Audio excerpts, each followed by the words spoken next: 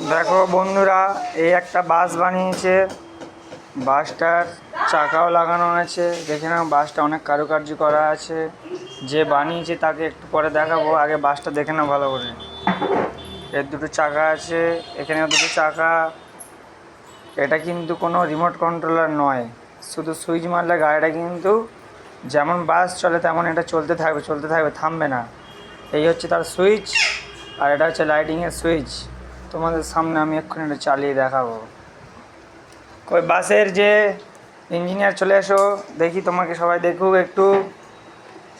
তুমি এদেরকে বলে দাও কীভাবে কী চালাতে হবে, আগে দেখিয়ে দাও। এটা লাইটের সুইচ আর এটা গাড়ি চালানোর সুইচ। দাও এবার ছেড়ে দাও সোজা করে দেখি। দেখো দেখো, এটা কিন্তু আরও চলবে। দেখো এই লাইট দেখতে পাচ্ছ, এর লাইটটা জ্বলছে, প্লাস চাকাও ঘুরছে। এটা পিছনে লাইটিংও হচ্ছে, পুরো একদম অরিজিনাল বাসের মতনই করেছে। এ এখন ক্লাস 6-এ পড়ে। আশা করি ভবিষ্যতে হয়তো এ কিছু বড় করতে পারবে বলে মনে হচ্ছে আমাদের।